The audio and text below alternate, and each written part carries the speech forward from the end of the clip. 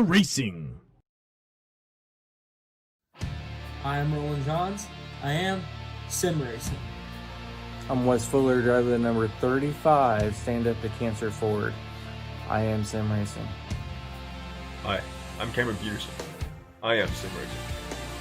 What's going on? It's Rob Biotti from 4i Racing, driver number 44 Toyota Camry, and I am Sim Racing. Hello, I am Christopher Hamilton, and I am Sim Racing. Hi, I'm Eric Andrews. I am Sim Racing. We are Sim Racing.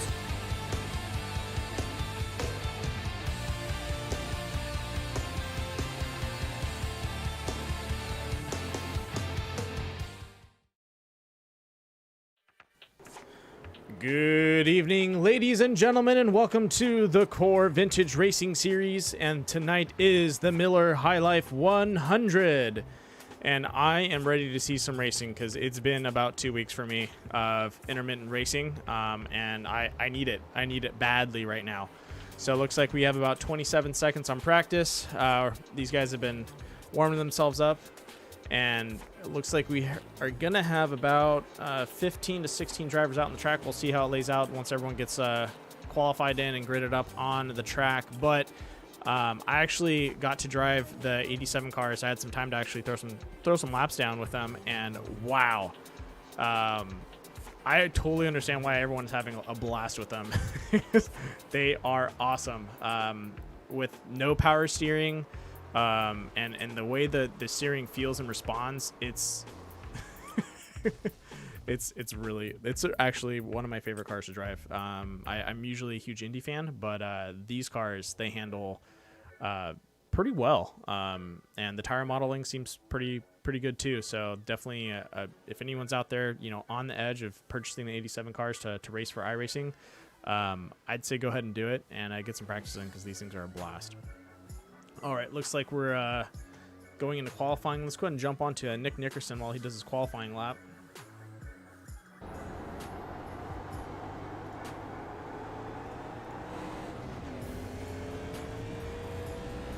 So we have Nick Nickerson at number 85 taking his first turn before he gets the green flag and throws down his time.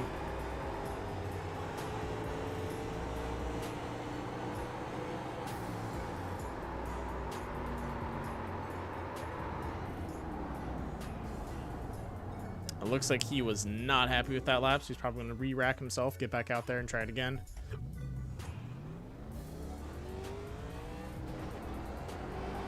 And we already got some times coming in. Randy Post with a 23.578. And Terry Condas with the 23.816. Looks like Kevin Foster with the 23.425. Jonathan Platt with a 23.355. And Willie Evernham with a 23.566. So we're looking at low to high 23s. No one in the 24 seconds yet, so we'll see how that pans out for everyone as they continue to put more times up.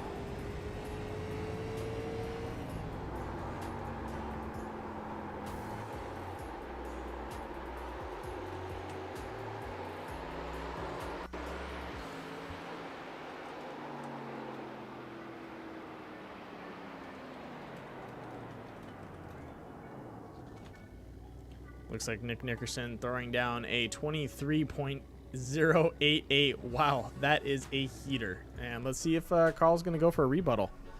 We'll go ahead and latch on to him. Both Nick Nickerson and Carl Handwerk have been going toe-to-toe for a long time, and it's definitely a friendly rivalry that's been building up over the years of Core. And it looks like he's not going to throw him down.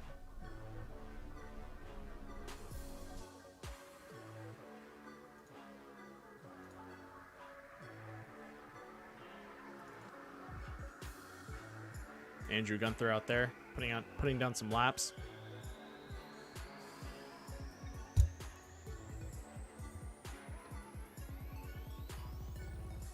Well, for everyone out there, this is the Core Vintage Cup Series that is sponsored to benefiting Stand Up to Cancer. So we are open to pushing donations towards Stand Up to Cancer. It's definitely a good cause out there, and I believe the main sponsor for tonight's series is Willie Evernham. And then, our broadcast sponsors are Critical Bet. Man, it's been a minute. Critical Hit Bass Lures and also Southern California's Nautilus Media Systems. And it looks like we still have a couple more minutes on the clock.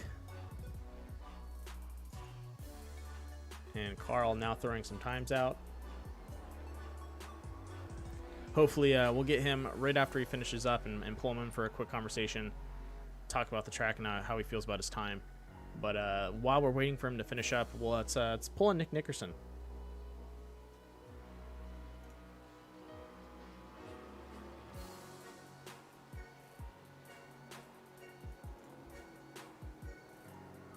Hey, Nick, this is Booth. You copy?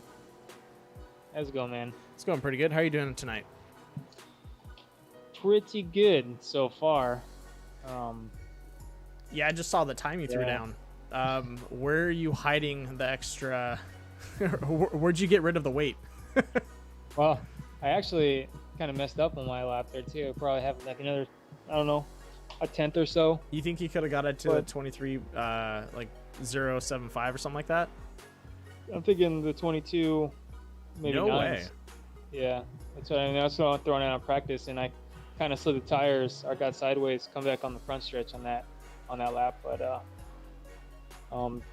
so far in practice, man, you know, tires are going to be a really big thing. If people can even keep this car straight. This thing really wants to turn around on the brakes going into the corner. Yeah, I was noticing that. You know?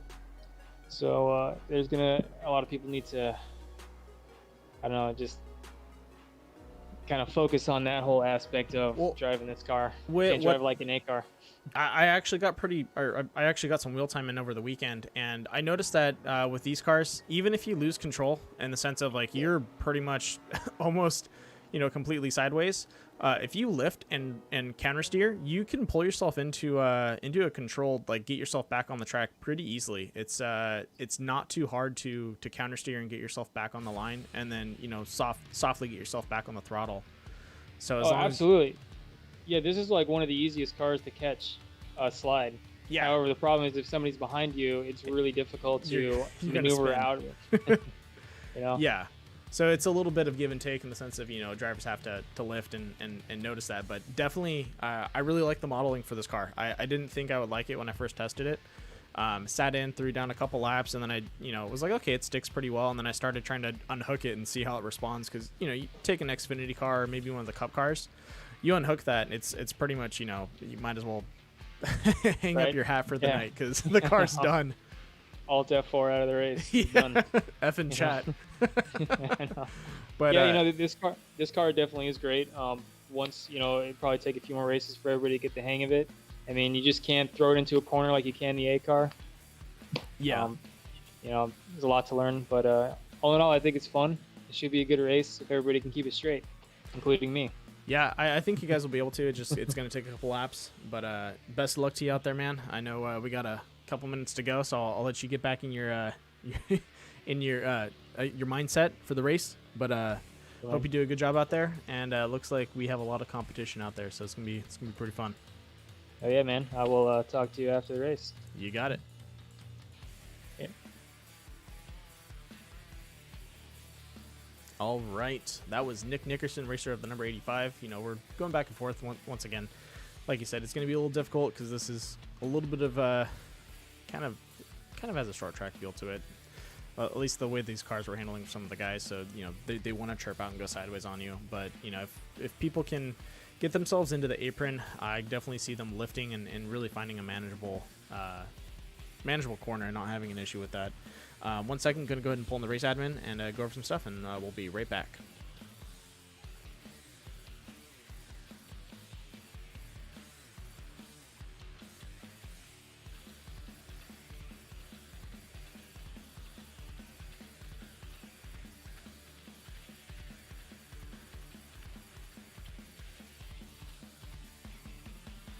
All right, in the booth with me, I have Carl Handwerk, the owner of the series, and also one of the racers out there in the number 18. Carl, you excited for tonight's race? All right, next question. No. All right, Carl, do you plan on finishing in the top 5? Yeah, it's gonna be a little tough out there. It's a little little sketchy on the first couple of laps, a little loose with the back end, and then after that it gets a little tight. So it's going to be a little give and take, and it all depends on how long we get the green flag runs, because if you're into the runs about 15-20 laps, you can actually shift down to third to get a little bit better run off the corners. But it's going to be a little give and take for sure, and hopefully we can get those green flag runs and see that happen. Yeah, like I was telling Nick, I think if some of these guys play a little bit of throttle control and realize when they're unhooking themselves and they, maybe get off the throttle and counter steer, if no one gets into them in that process, I think you'll have some people having some good recoveries if they can get down to the apron and save it. But I really think these cars are pretty manageable. Like you were saying, they do get tighten up a little bit, and they also want to get loose, just depending on how on your tire wear. Didn't get to experience that with the amount of laps I put down, but I think I really enjoy driving them. I think they're very manageable cars if you're going the right speed and you're driving the right line. Yeah, I mean, ultimately they're a pretty easy car to handle when it comes to saving the car. It's just you have to be ready for it. I mean, yes. it's Yeah. just like any other car, you have to be ready for it. But these cars, I mean, they're pretty pretty flowy with their with the back end, and when they want to push, they're going to push hard. But for the most part, you can handle them pretty well if you know what you're looking for, and that's where putting in that practice is key. If you put in just 15-20 laps, then you're not going to know what the car's going to do. But if you're putting in 50 to 100 laps, then you have a better handle of that car for that track. It's different on every track. This one obviously is is going to be ever changing depending on how long the runs are going to be. Yeah, I definitely agree with you. It'll just kind of, we'll see how everyone adapts. But I think it's going to be a good race. And we'll see how it pans out. Hopefully everyone has a good time out there. It looks like we're getting into gridding. So I'll go ahead and put you back up there. And best of luck to you. Sounds good, buddy. Enjoy the race, man. Will do. All right, looks like we're getting ready for the grid.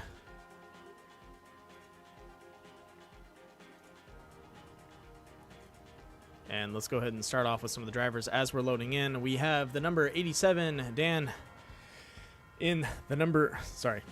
Man, it's been a while. It's been about 2 weeks for me. Give me a second. Dan Heisey in the number 87. Stein Designs. Beautiful paint scheme there. I like how the off-center racing stripes. Joshua Billiter in the number 3. Good Wrench. Nice, classic. Looks like he made a small adjustment to the paint scheme. We have Bennett Allen in the number 24, Joka Graphics. A little bit of a network issue there. We have Nick Nickerson running that Wrangler number 85. Randy Post, good to see him out here in the number 54, all black. Terry Conda's in the Kyle Petty number 32, Citigo. Another paint scheme that's pretty awesome. And then a nice 711 in the back. Joshua Smallwood, good to see him out here. Running in the number 1 in that Lowe's paint scheme. Andrew Gunther in the Wawa 50. I hope it's pronounced like that, or Wawa, in the number 59. That's a pretty awesome paint scheme too. Nice tan color. Carl Handwerk running that American flag number 18 with the Core Racing on the front. And we have Kevin Foster in the number 8 TechNet Professional. And Anthony Keysweater in the number 34. Looks like we're missing one of the drivers. We also have in the Bush number 19 Willie Evernham. Also, the number 9 is going to be Eric Andrews in that Coors. Looks like also Melling Oil Pumps. And Alan Castle. Oh, sweet. Beautiful Remington paint scheme on the number 93.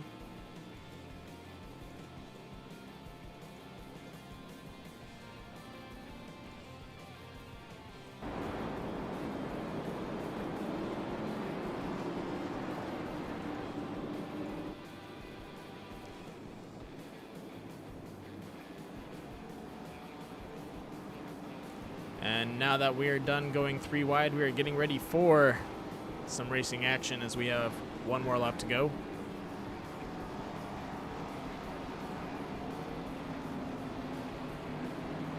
Oh, and looks like Jonathan Platt did not make the grid, but he is still out there, so he'll be having to face a small penalty. Hopefully we'll get him out onto the track as soon as possible.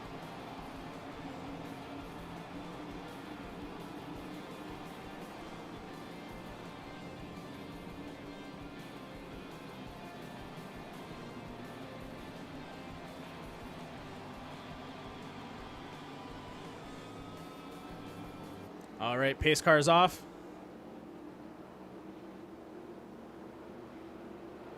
And we are green, green, green.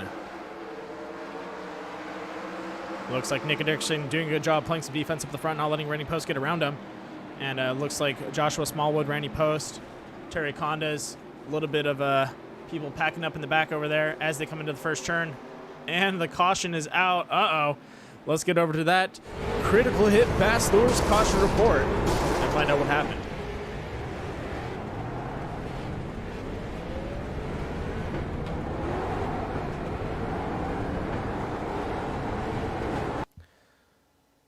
All right, and we are back following the number 34, Anthony Keysweater. Looks like he comes out, touches the side of Eric Andrews, comes down, and then gets everyone caught up in a pileup. That is a bummer. Just looks like he got a little tight coming out of that corner. A little too hot there. And that was our critical hit Bass Lures caution report for tonight. Let's go ahead and get back to the live scene.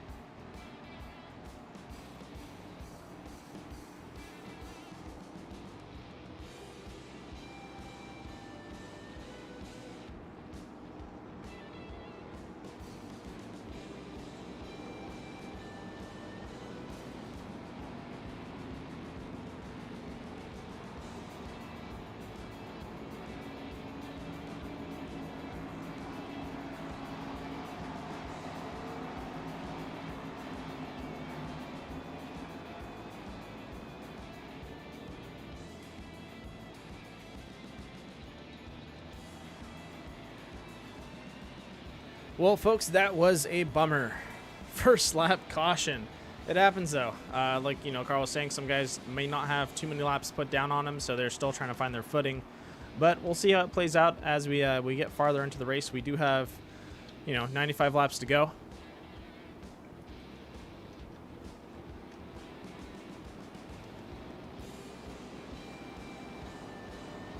This could be a race that goes by really fast if everyone finds their footing out there.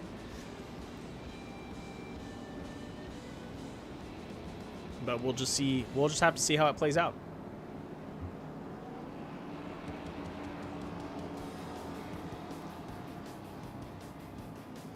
But looks like that caution played out to Jonathan Platt's, advantage. He was not gridded up, and what happens with that is you then get Ewald, and you have to come out after everyone, and sometimes you end up a lap behind. But with that caution, allows him to catch up, get up on the main lap, and from there he has an opportunity to race up to the front of the field.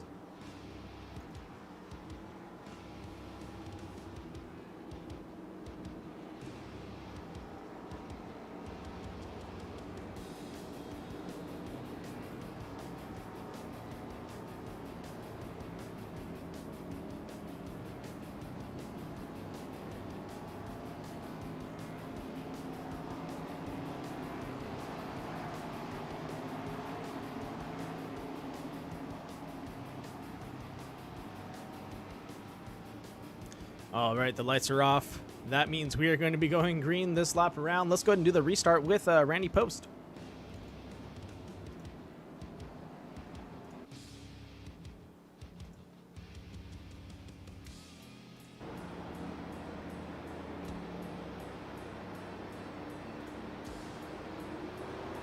Nick Nickerson on the gun, but looks like Randy's not going to let him get away.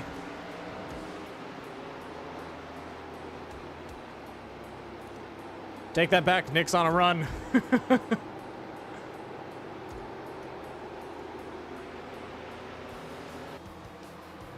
Oh, and it looks like we have another accident. That looks like, oh no. I believe that was the number 38 of Dylan McDonald. And looks like we are still green. No caution out. Looks like no one else is caught up in that. Unless iRacing is waiting to throw that caution, but I'm not seeing it.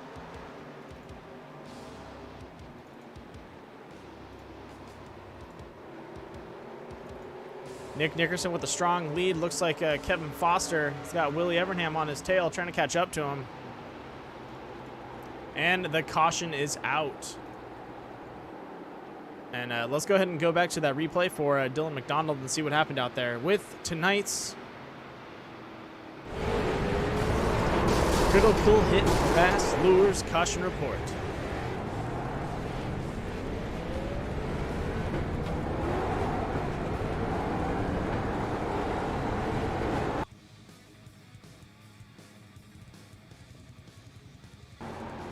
All right, here we go. Running along with Dylan McDonald. Looks like comes in on the number 3. Lifts a little bit. Oh, no, that was another driver that got caught up in that corner. That was, looks like the 43 of Platt.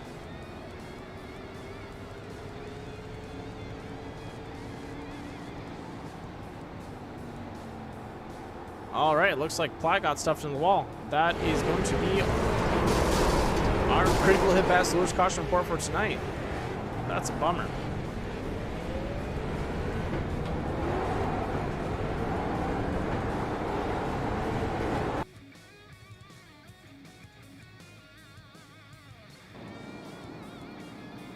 And we are back live. Looks like Nick Nickerson still leading, followed up by Randy Post, Joshua Smallwood, Willie Evernham, and Bennett Allen in our top 5.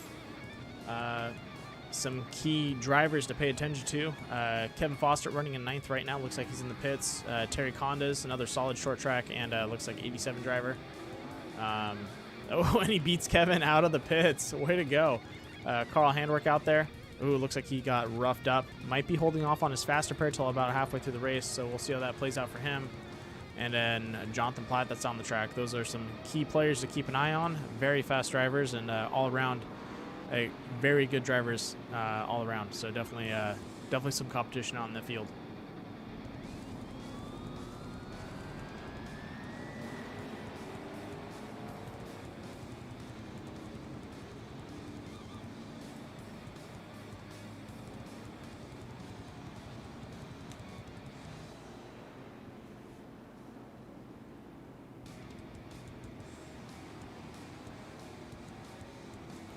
Some of the drivers we might have missed showing off their paint schemes in the startup is one of them being Brock Veres.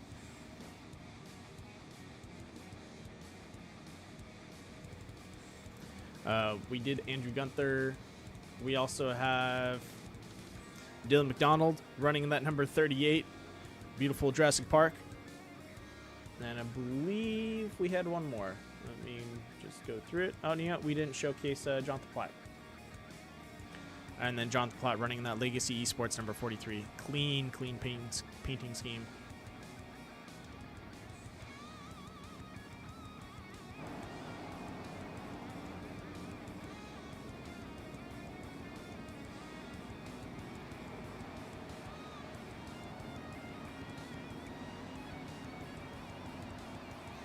Alrighty.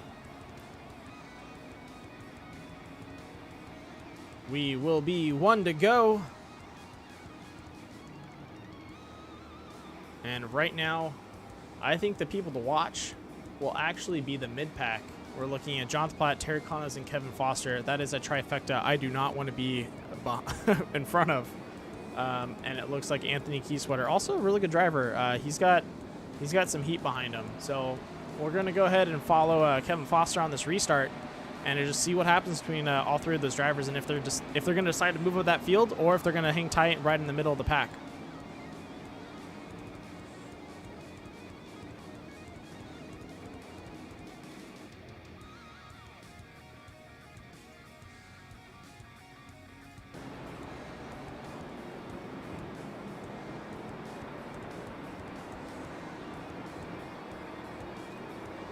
All right, folks.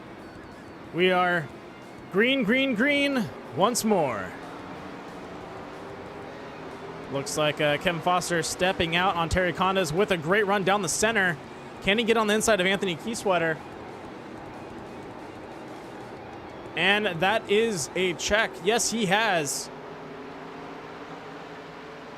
He has got the need for speed as he makes another pass around Joshua Smallwood. Looks like we might have a 3-wide situation. Let's go ahead and jump over to that.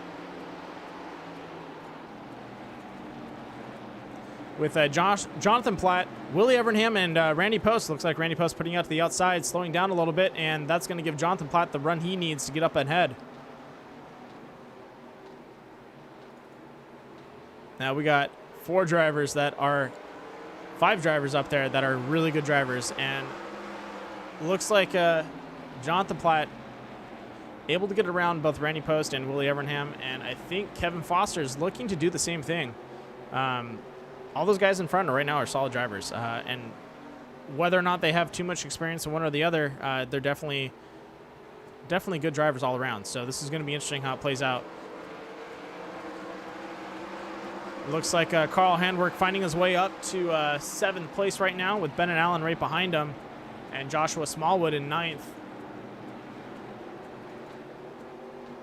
And there we go, another move. Kevin Foster getting around Randy Post. Can he jump Willie Evernham, though? Looks like Randy Post having a little bit of trouble sending himself out wide a little bit. Looks like he's just getting a little too tight on those restarts.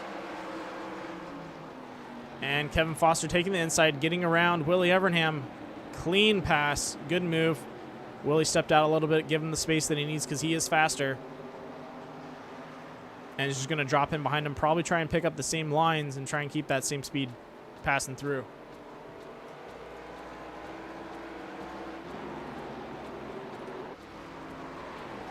And look at that. Coming into turn 1, you can see these guys unhooking their rear end just a tad bit as the car just dives in there.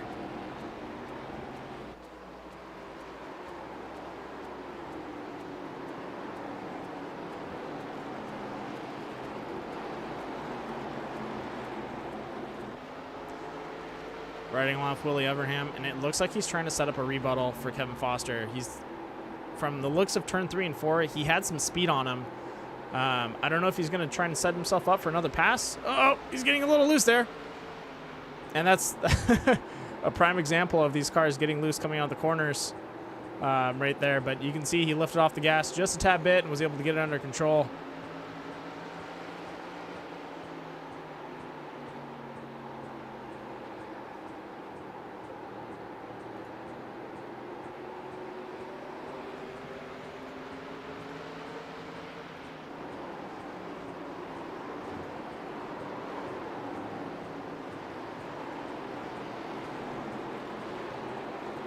And it looks like Bennett Allen able to get around Randy Post. Randy Post is having a hard time out there right now. Looks like he just can't find the rhythm for the track. Running about a 24.435 for the last lap. So definitely not fast enough to keep up with some of the guys in the front, but consistent enough to keep himself in the mid-pack. So we'll just have to see how that plays out for him.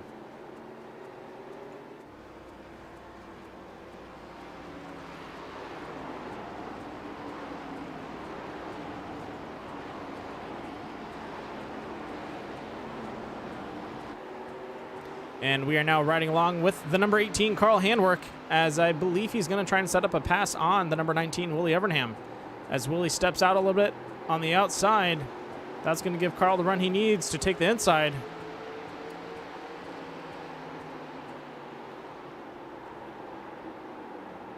Bold move. Does not decide to apex, tries to keep that line on the inside and just run the tires. And Willie is now in the rear.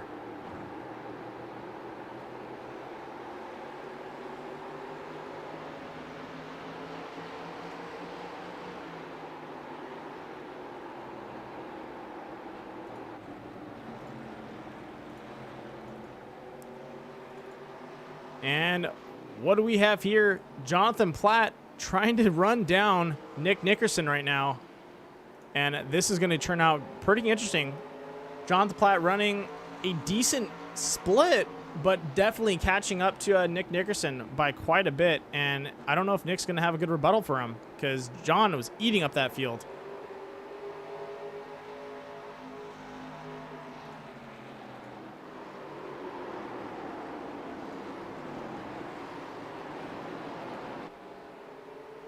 And lo and behold, Kevin Foster just keeping enough distance to set himself up if he needs to dodge an accident, but keeping himself relevant. That is something he does. He's a very methodical driver. He'll keep himself just paced out enough to make a move when he needs to, but doesn't want to get himself too caught up in that action because, you know, two's company, three is a party, and that party turns into a very scary situation when you're coming into some corners. And it looks like Nick Nickerson able to try and sneak in there and get a little faster off him, but I don't know if he's going to be able to do it. Looks like the number 93 having some technical difficulties, probably trying to hit the pits.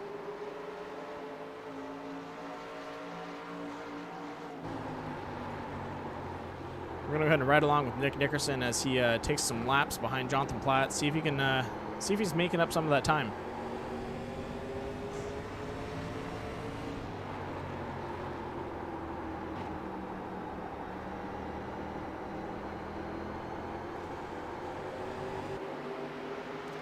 And, uh-oh, Kevin Foster finding himself up in the front, and I think he's actually looking to make a move.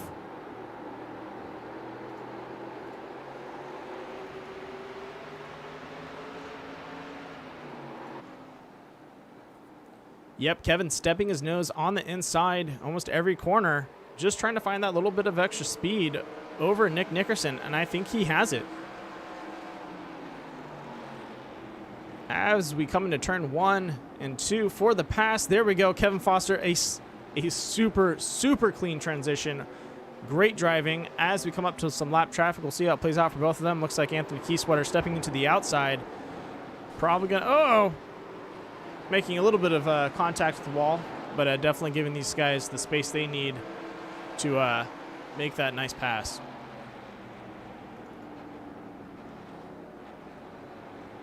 All right, let's go ahead and roll down the field a little bit, checking on some of the other drivers. Carl Handwerk still trying to get up there to the front. Looks like Willie Evernham, Randy Post rolling back in 5th and 6th right now. We are at lap 33. Bennett Allen and Joshua Smallwood. Looks like Terry Conda's caught up behind some of the drivers right now. He had some faster laps, but now looks like it's just not paying off for him.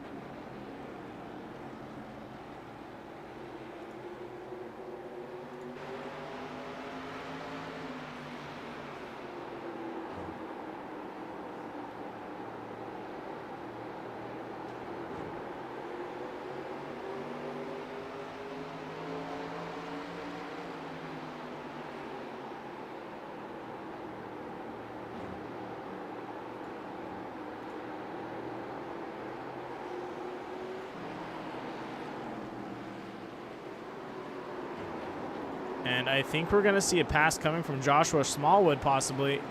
Nope, he stepped it out, and that's going to give Terry Condas an opportunity to get around him. As we go side by side into turn 1.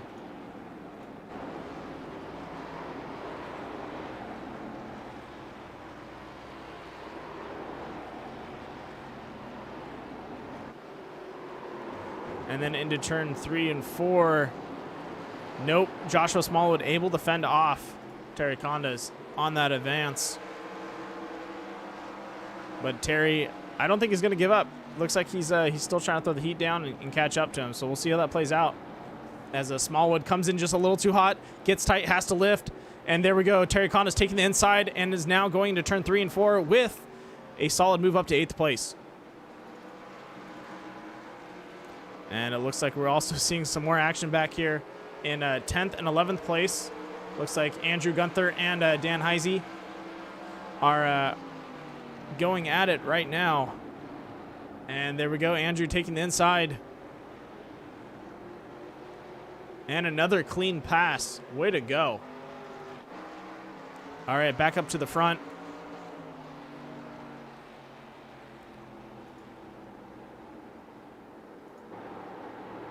Looks like Carl Handwerk still trying to close the gap for Nick Nickerson himself, but Kevin Foster and Jonathan Platt up in the front are doing a great job, and I think we might actually see Platt being challenged pretty soon, probably coming in the next 5 laps by Kevin Foster. Either that or they're going to try and run it out as long as possible, but definitely could see Kevin Foster pushing himself up ahead and trying to get around Jonathan Platt, so we'll see how that pans out.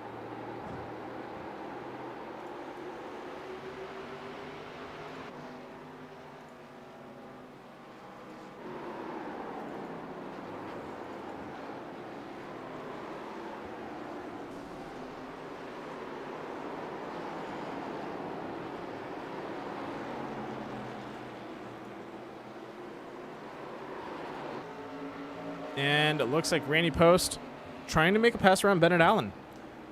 Randy Post trying to move up to 6th place. Bennett doing a good job keeping the speed.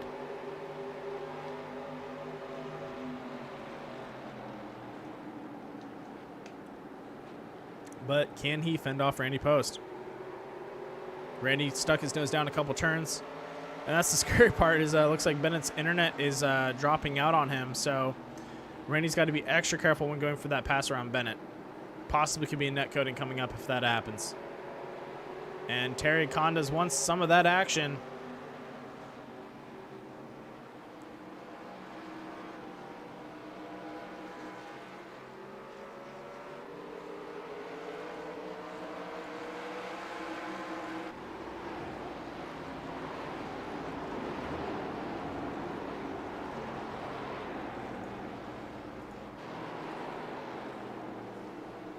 Ooh, Terry Conda slapping the wall. The one-handed wonder needs 2 hands on the wheel right now. And then something to note for these 87 cars is they actually have no power steering. So a lot of these guys are actually having to deal with full force feedback for a lot of their sim rigs. So this becomes a difficult opportunity where some of these guys may have direct drive racing wheels. And a direct drive racing wheel is pretty much your wheels hooked directly up to the motor or the electric motor that is going to be running it. So it's got a couple of controllers for the potentiometer. Blah, blah.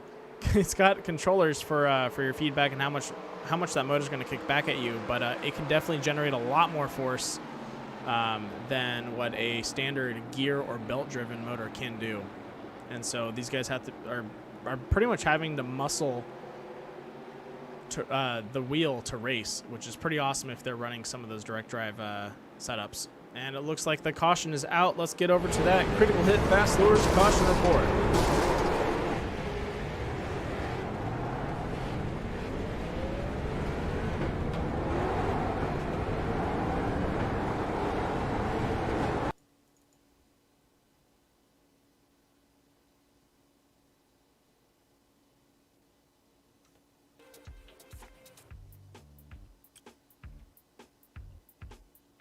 Ooh, that does not look good.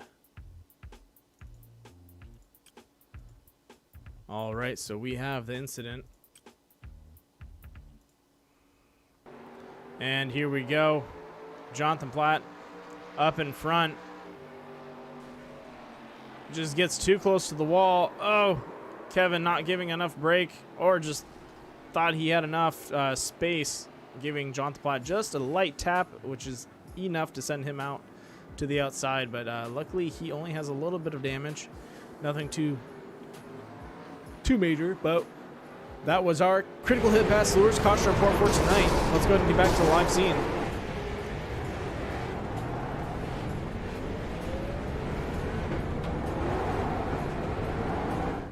And here we go. Up in front we have Carl Handwerk, Jonathan Platt, Kevin Foster, and Nick Nickerson all on the top 4. Willie Evernham going to round out that top 5.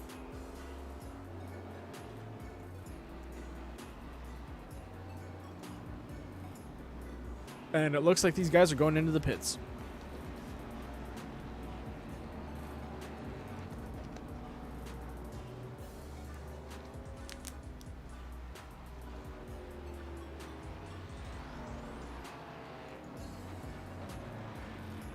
And it looks like Kevin Foster and Nick Nickerson are going to be staying out. Both everyone else looks like they're hitting the pits. Jonathan Platt going in, Carl Handwerk. I believe that was Dylan McDonald getting out of there.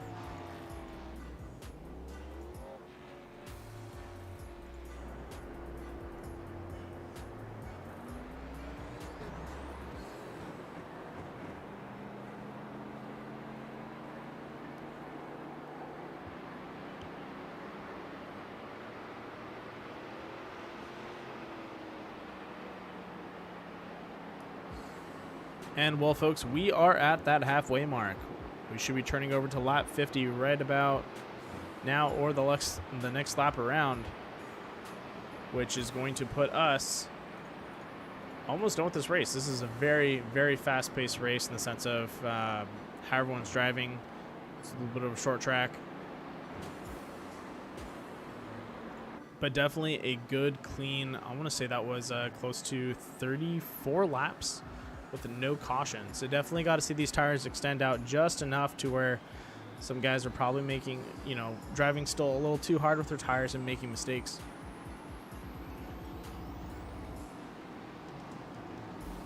But since that happened, now these guys can tone it back a little bit. They know that around 35 laps, they're going to start seeing, their hard driving or their, trying to drive yourself up to the front is going to start taking more of a toll on those tires and setting yourself up to get tight and hit the wall. So hopefully we make some small or minor adjustments, get ready to set up for a pit and go from there.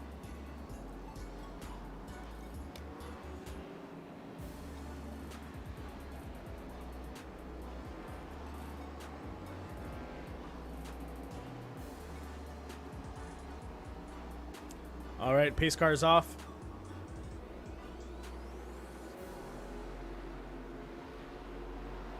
And we are green, green, green once more with 50 laps to go for the Miller High Life 100.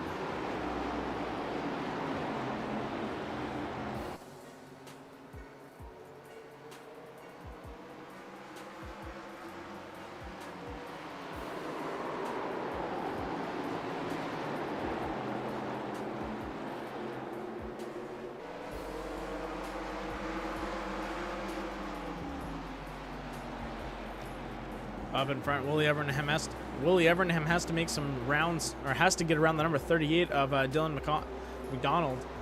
But right behind him, we have Bennett Allen trying to run him down. So we're probably going to see a three-way battle break out between both these drivers, or all three of these drivers.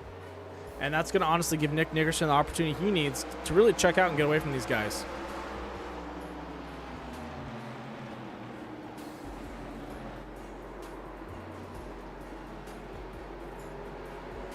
Ooh, and I think that was Dylan McDonald getting into the side wall. That's a bummer. And we're going to go too wide. Willie Evernham taking the inside. Randy Post on the outside. Can they clear it? Yes, they can. Willie with a clean pass, but we might see Randy throwing in a rebuttal coming around to the next turn. He's still close enough, standing on the inside.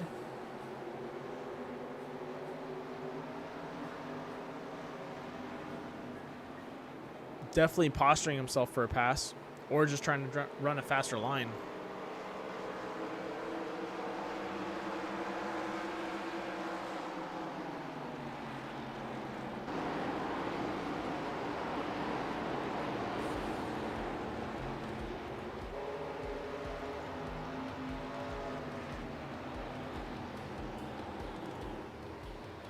Willie Evernham getting a little loose on the back end. That's going to give Randy Post the opportunity he needs. Uh-oh. Randy Post, Willie Evernham, and Terry Collins going side by side into turn one. As they make their way around out of turn two. These guys, looks like they have straightened themselves out, but lo and behold, Carl Handwerk and a couple other drivers are getting themselves back out there. Kevin Foster looks like he almost came into the backside of Dan Heisey there. And the caution is out.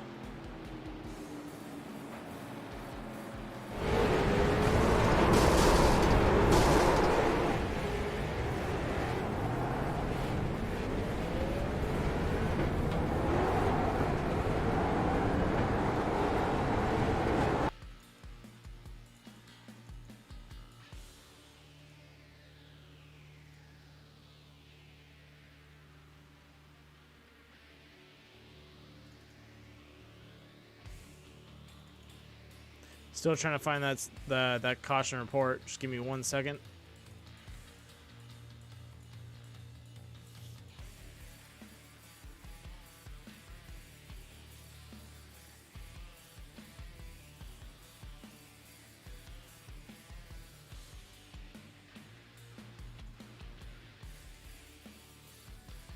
And there we go. I found it. Took a little bit of hunting, but looks like we narrowed it down.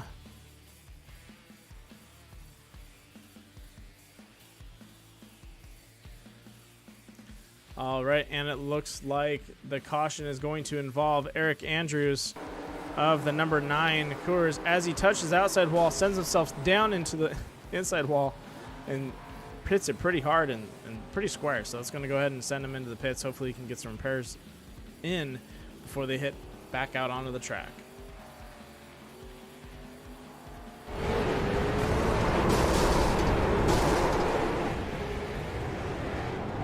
And that was your critical hit bass lures caution report for tonight. Let's go back to the live scene. Jonathan Platt in the pits right now. Was riding in a 4th or 3rd, but now he's down to 9th as some drivers come around him.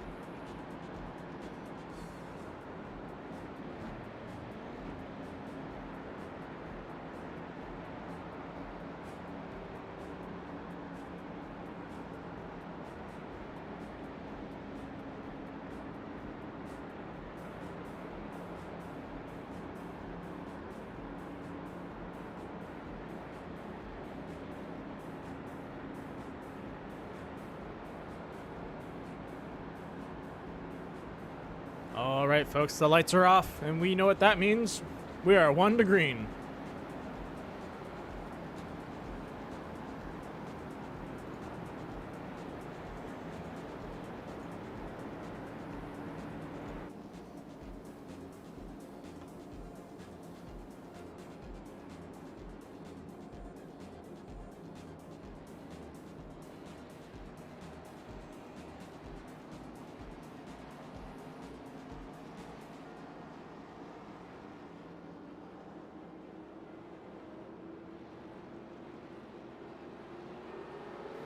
And we are green, green, green. As Nick Nickerson takes the lead with Willie Evernham right behind him.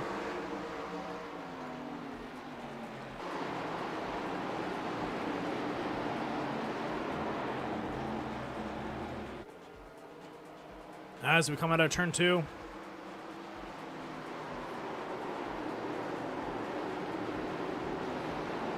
Clean run by a lot of the drivers out there. And it looks like we have a 3-wide situation. Jonathan Platt trying to run the way up the field. Same thing with Eric Andrews. Oh no, the 94 of Brock Vera is getting into the side of the wall, and that is going to throw out another caution for tonight. Oh man, we barely caught that. Let's go ahead and get back onto our critical hit bass lures caution report and get a little bit of a better view for that.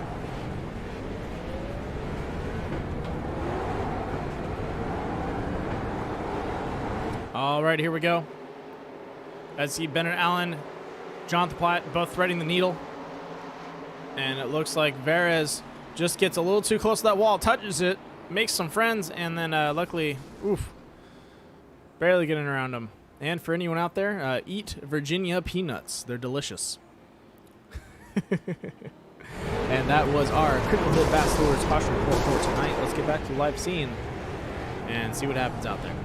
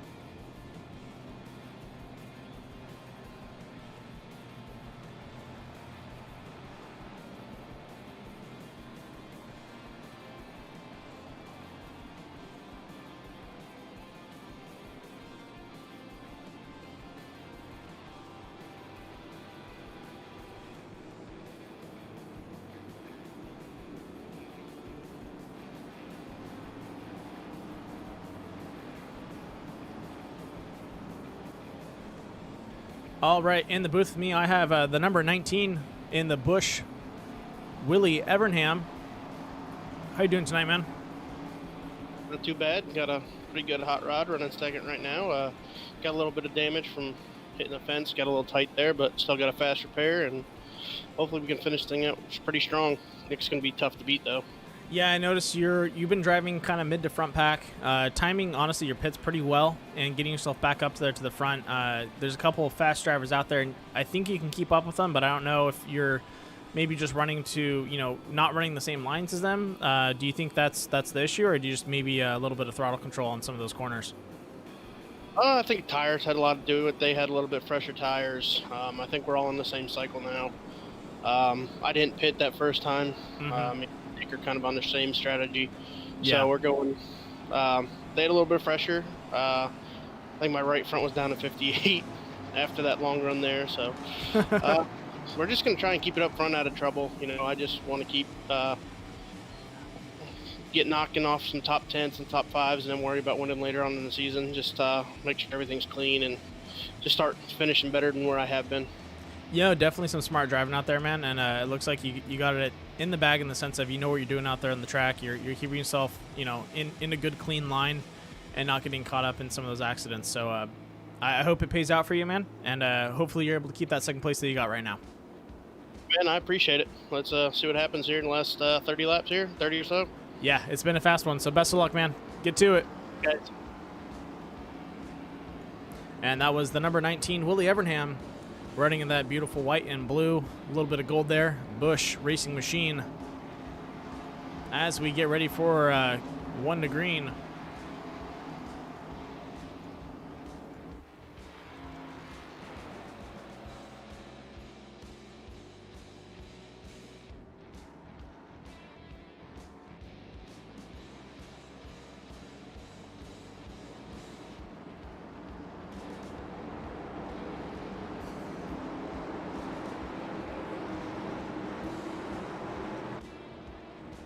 And the pace car is off. And we are green, green, green.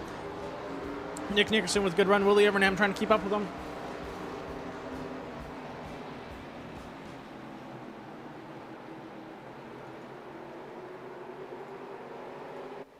As we come out of turn 2, this is the sketchiest part. That first restart. Jonathan Platt, once again, I think we need to watch him for a little bit because he has, contact. Is he okay, though?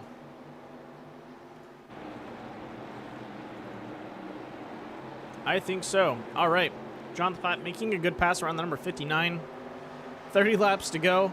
Not too much time. He's got Terry Condas and a couple other drivers to run down. Can he do it in time?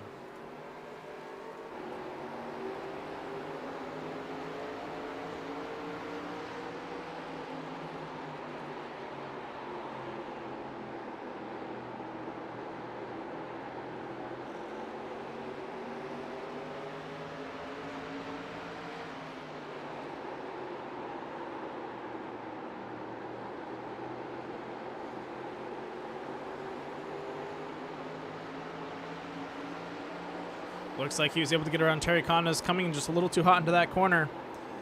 And Dylan McDonald down below, getting a little bit unhooked.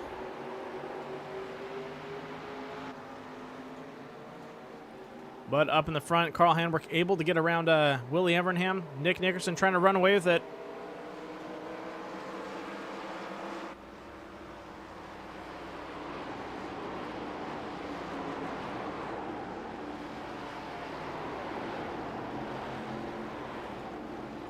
And it looks like some heat is building up between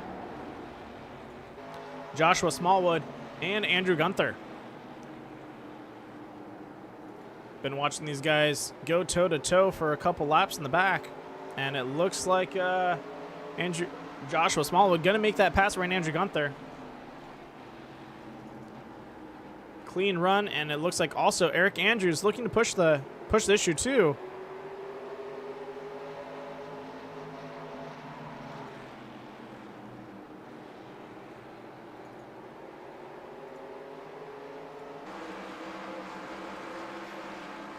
And another person that was making their way up to the front of the pack and had a good run out there, but it looks like he dropped back a little bit. We have Kevin Foster in the number 8. Let's go ahead and ride along with him for a little bit. He's got a good view of the front pack and who's driving right now. He's got Terry Connas and Dylan McDonald in front of him. Dylan being a lap behind. And right in front of him, we have Willie Evernham and also Carl Handwerk. And Carl looks like he's catching up to Nick Nickerson. So maybe we'll jump over to that and see if we can get a good view of that too.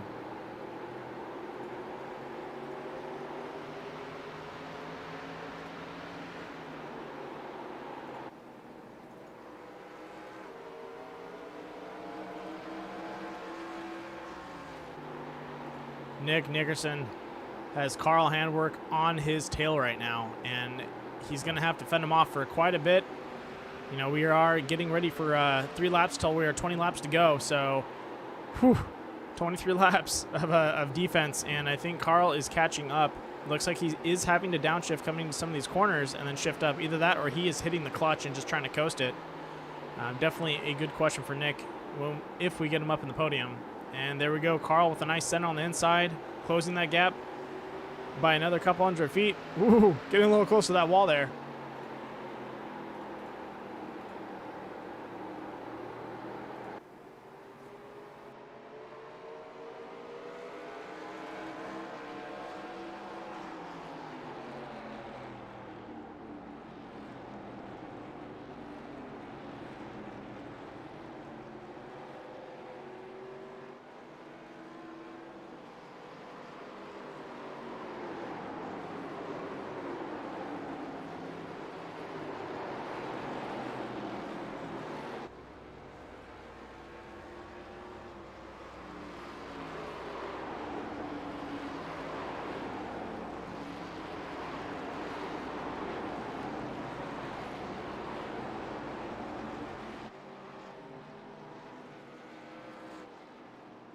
And there we go, Carl Handwerk stepping onto the inside. Nick Nickerson trying to outrun him. But to no avail. Carl Handwerk gets his nose on the inside. Can he keep that corner clean, though? Nick Nickerson having to do a little bit of recorrecting there. And a clean pass. Great exchange by both of those drivers. Now can Nick Nickerson throw out a rebuttal and catch Carl Handwerk off a little bit?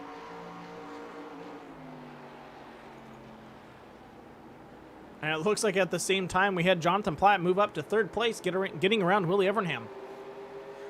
Willie Evernham also has Kevin Foster right behind him, trying to run him down.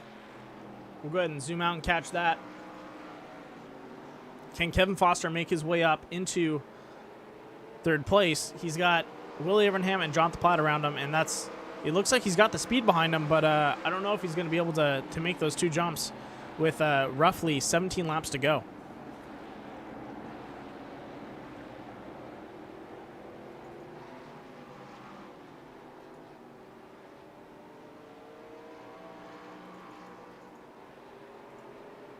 And right now it looks like we're looking at Nick Nickerson falling behind, which is going to give Jonathan Platt an opportunity to try and catch up to him.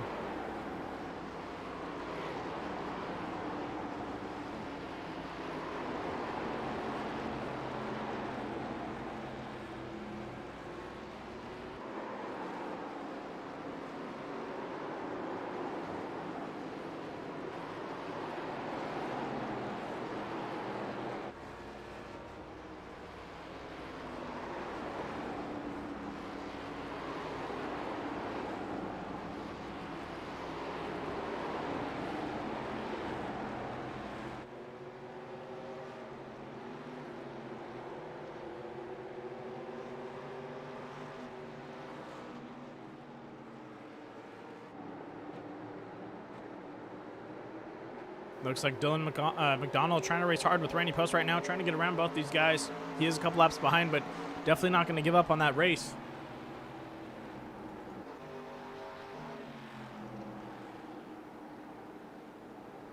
And it looks like Nick Nickerson is gaining on Carl Handwerk again. We did see them separate a little bit. Uh-oh. That is not good. Coming in out of that corner and touching that wall is going to definitely scrub off quite a bit of speed. And it looks like Willie Evernham and Kevin Foster going at it. Let's jump over to that. That looks like a great battle between both these guys. I just saw Willie diving down into the apron to get around Kevin. And he's dropping down to play some defense. Willie has got 4th place to defend. I think he thinks he's out of the run for 3rd. So he's going to play as well of a defense as he can against Kevin Foster and try and close the door on him in these next 12 laps to go.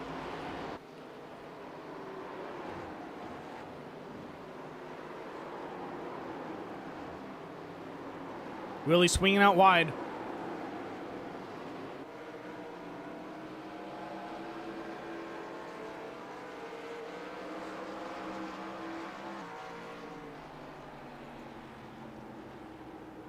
Trying to get a good run on Kevin Foster. He's got 10 laps to set it up.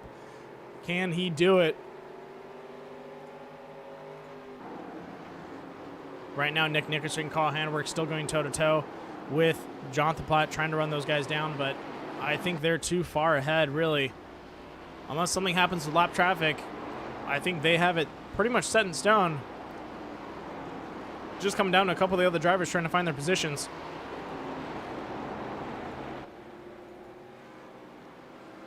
And a clean pass around lap traffic by both Carl Handwerk and Nick Nickerson.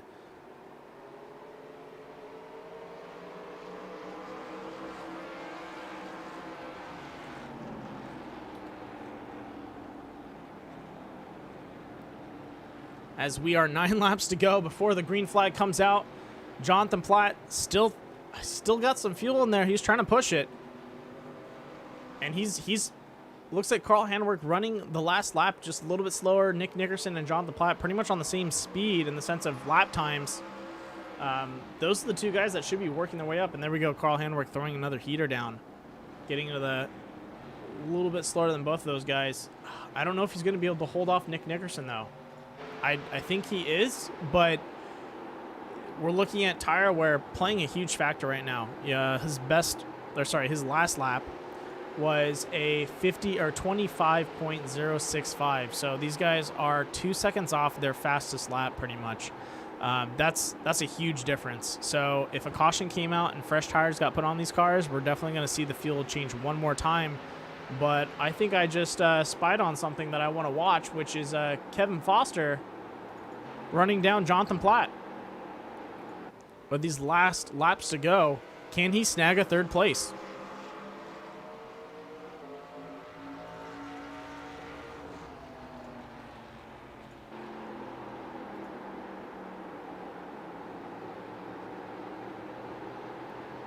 Kevin Foster with a good run on the inside as he comes into turn 3 and 4. Side by side with Jonathan Platt. And he gets around him. Can he keep it clean all the way through into turn 1 and 2? Jonathan Platt staying hot on his tail, not wanting to let him get past. 5 laps to go. He can definitely try and reel him back in, but depends on tire wear. We did see Jonathan Platt run really hard in the beginning and possibly have, a little bit more tires than Kevin Foster. So it's going to be a close one for both these guys with 5 laps to go.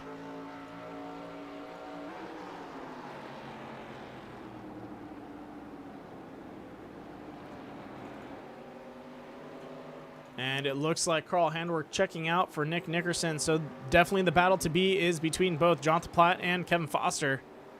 Hopefully, Jonathan Platt has a little bit more tread on those tires and get himself back in the game. We'll just have to see how it plays out for him. You can see his back end swinging out just a little bit there. I really would like to see a battle break out between these guys on the last lap to go.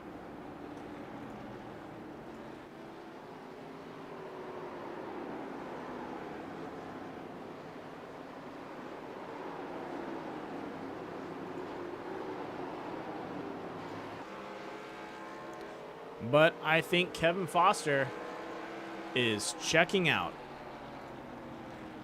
3 laps to go. This is pretty much almost a solid win for him. Unless something horribly goes wrong, I think Kevin Foster just secured himself a 3rd place win. Wow. I honestly was not expecting that. I thought Jonathan Platt was going to be up there. He had a really good run, but I think just maybe the tire wear and the timing of some of those pits really threw it off.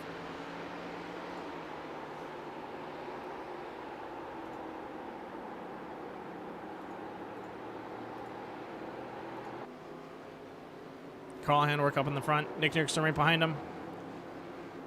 Looks like there's a nice battle going on between Terry Condas and Joshua Smallwood. Looks like Joshua Smallwood getting around him.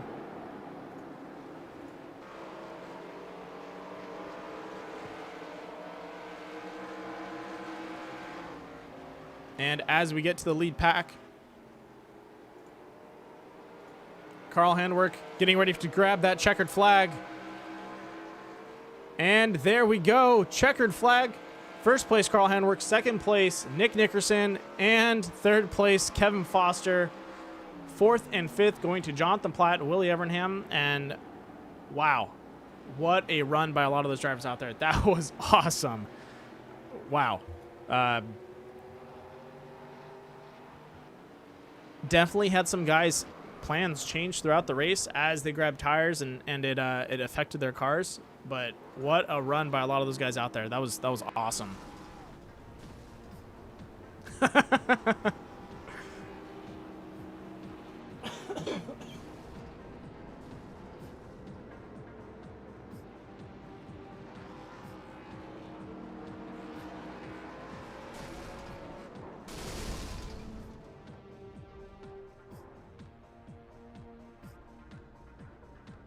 That right there was an expensive celebration.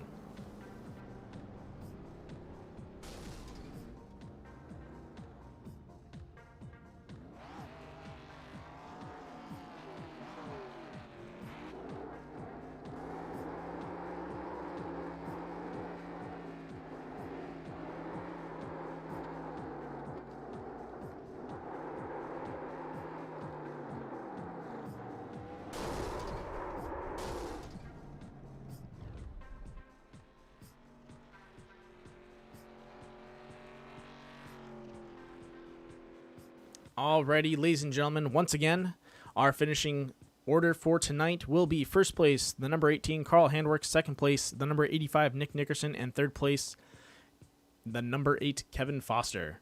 Then we have in fourth, the number 43, Jonathan Platt, fifth going to Willie Evernham, and the number 19, and in sixth, we have the number 1, Joshua Smallwood. And then in seventh, we have the number 32, Terry Condas. Eighth, going to Dan Heisey. And the number 87. Ninth, going to Andrew Gunther. And the number 59. And 10th, going to Bennett Allen. And the number 24. Great job, guys. And way to round up that top 4. Or top 10.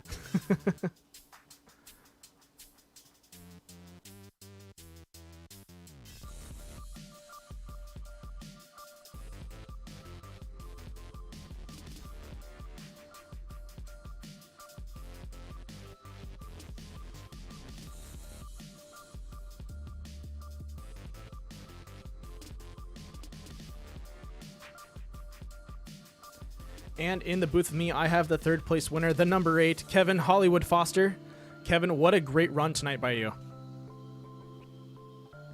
Finally, actually crossed the finish line in one of these races. So I'm 0 for 2 of actually finishing these races. So it actually felt great to cross the finish line.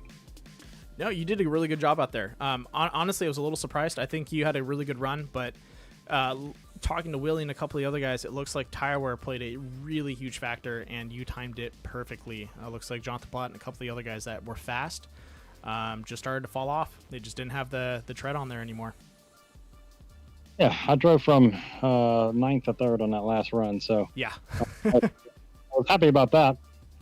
Car did really good on the long run. I don't know. I don't have the short run speed, it seems like, to run with Nick, Carl, and Platt. But after 8-9 laps, then the car really comes in, and I'm happy, man. I'm just super excited to actually finish a damn race. Yeah, it's good to have you up here, especially for the 87s. Yes, sir. It's honestly been such to see the track change up from the first race to now that we're on race 3, and how much yes, we did have a couple cautions in the beginning, but that last half was a whole green flag run pretty much, and that was amazing. Just to actually see some pit stopping and changing of the tires in the sense of tactics actually coming into play, especially on a shorter track like this with these 87s. It listening to everyone kind of talk about tire wear and really kind of hitting home on that. They fuel really wasn't an issue. It was mainly just watching those tires and kind of setting yourself up for that sweet spot, and you definitely did that. Yeah, I did. I mean, tire conservation was key. In the beginning there, Nick walked out to a couple second lead, and Yep. me and Paul actually run him down, pass him, and then Platt hit the wall a little bit, and I got into Platt and spun Platt. Didn't mean to do that, but things happen, and I took the blame for it. And we'll move on to next week. I'm excited. Definitely, man. Well, great job out there. And do you have anyone you want to say thank you to? Just want to say thank you to the sponsors, Spino Diazzo, best tequila in the world, and TechNet for jumping on board this season as well. So I couldn't do it without their support, and my beautiful wife downstairs. So thank you to everyone for tuning in to Death by Moose Media. You got it. And also, your mom has been rooting for you in the chat the whole way through, so I'm pretty sure she's happy to see a nice third-place podium. Mama's always there to support me, so thank you guys. You got it, man. Thank you, and have a good night. You too. All right, now for our second-place finisher, that is going to be the number 85 of Nick Nickerson. How you doing tonight, man? Pretty good, man. How about you? It was a good race. I really liked it. We did have a couple cautions, but we had some really nice long runs, and that's what I like to see. That was nice for a change. Yeah, definitely saw where tire strategy came into play, and kind of with that longer stretch. Sorry, with that longer stretch in the middle towards the end, that definitely kind of affected everyone's kind of pit strategy and what they're going to do, who's going to stand out, and just kind of maybe run them off and see what happened, or people that decided to go into pit and grab a fresh set. Yeah. I don't know who hit in the last opportunity there, but I can tell you, man, like tires made such a huge difference, man. Like, I don't know. I need to figure out why I burn my tires off so much more than others. I mean, it's certainly not my steering. It must be like my braking or something. I have to figure that out. But tires play just a huge role towards the end of these long green flag runs, man. Like, I mean, we're going like it feels like 2.5 seconds slower than fresh tires. Well, you definitely were creeping around the corners, trying to keep it straight. No, you definitely were going 2.5 seconds slower. I was looking at the time difference, and if someone had a fresh set out there, they would run down the whole field. It's pretty amazing how much difference they make. But go ahead. Yeah, it really does. And that's what it comes down to. Like, it's kind of hard because you want to race people when they come up to you, but like at the same time, like you have to think like, okay, I need to save my tires if this does go all the way.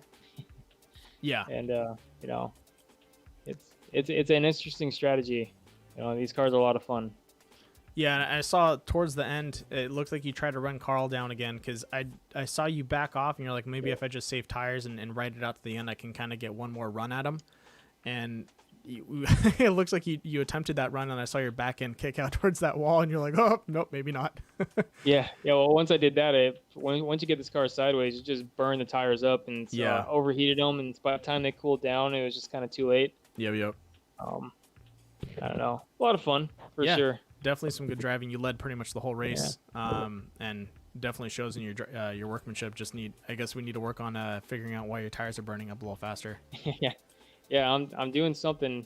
I just need to figure it out. You might need to change tire suppliers. Go with like Michelin or something like that. Yeah, that would be nice. Get rid of these old 1987 Goodyears. That are something more modern. Definitely. Well, do you have anyone you want to shout out?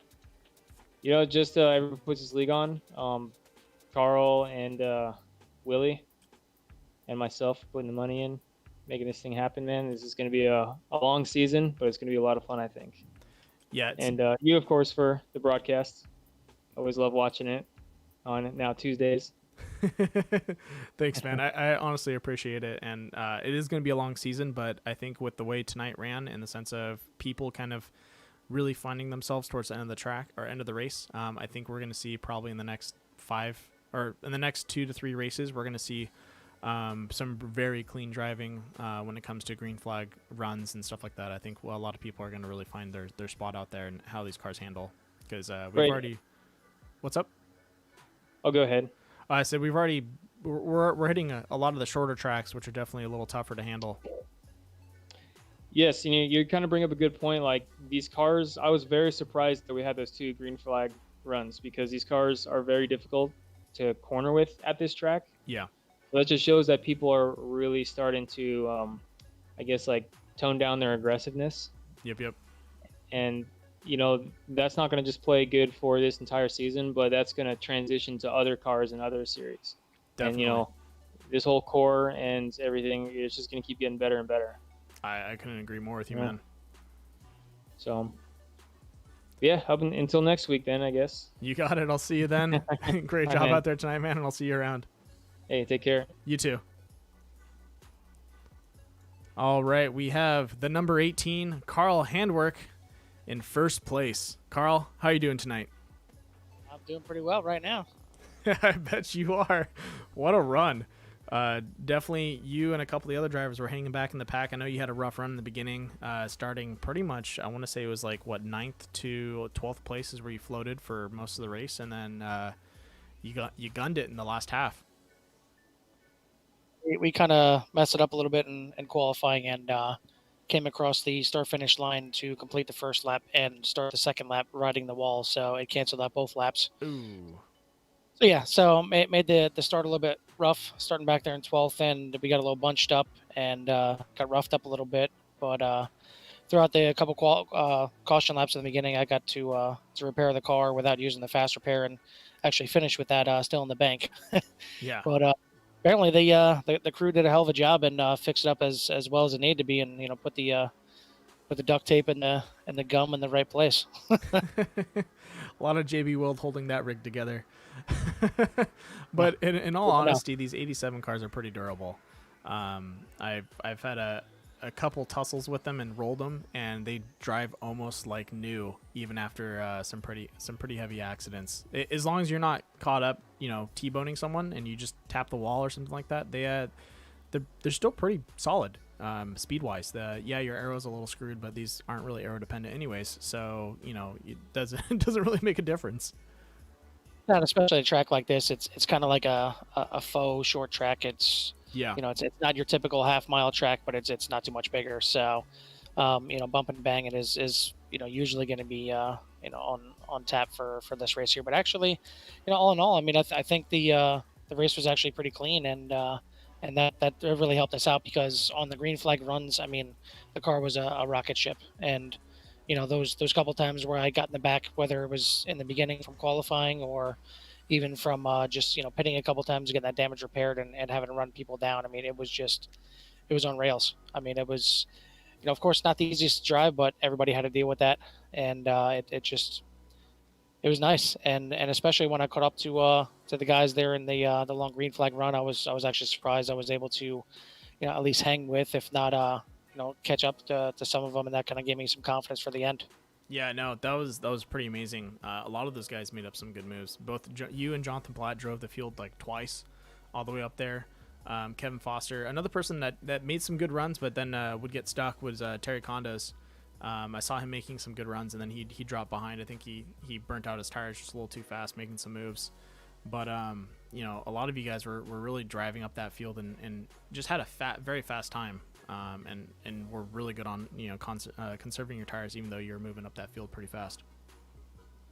Yeah, that was kind of a big thing, and like I said, it came into play where you got those long green flag runs, and the one that was kind of right in the middle of the race, I was definitely shifting down to third, because the tires were just so burned up that you needed to kind of grab that next lower gear just to get it to rotate a little bit. But yeah, no, I mean, all in all, it was a pretty good race. I mean, 5 cautions over 100 laps, considering how we were practicing at this track. It looked like it was going to be either slick or just impossible to drive. So kudos to all the guys out there, and it's definitely a little eclectic top 10, and good to see one of our originals, Andrew Gunther coming back in here.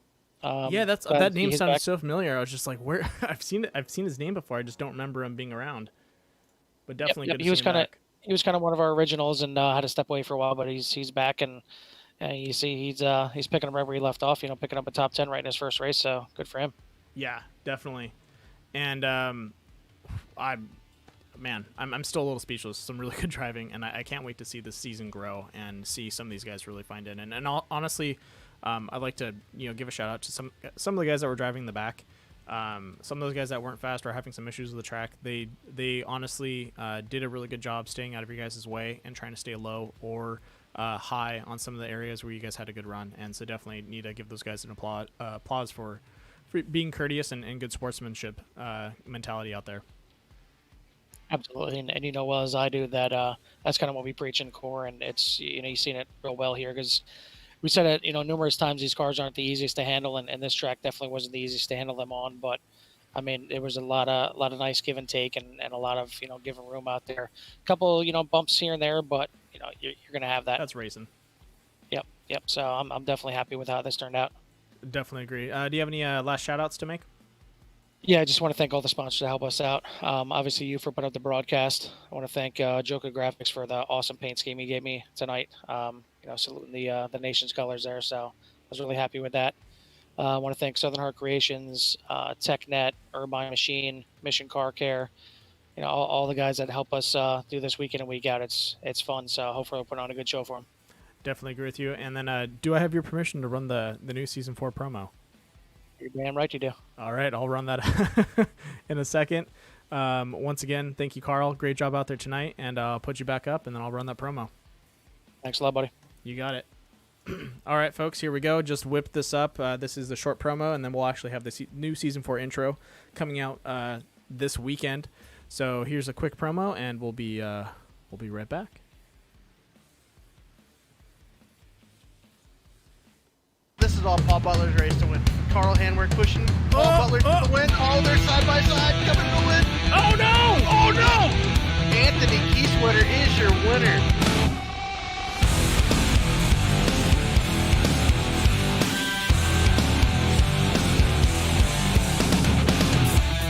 Legs are tied, hands are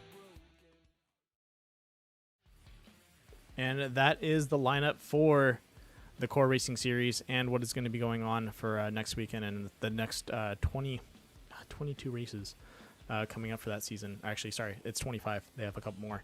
But I hope everyone has a good night. Don't forget to like and subscribe if you haven't. If you didn't, it's okay. It happens. I don't mind. But I hope, once again, everyone enjoyed the racing. They have a good night, and we start this week off well.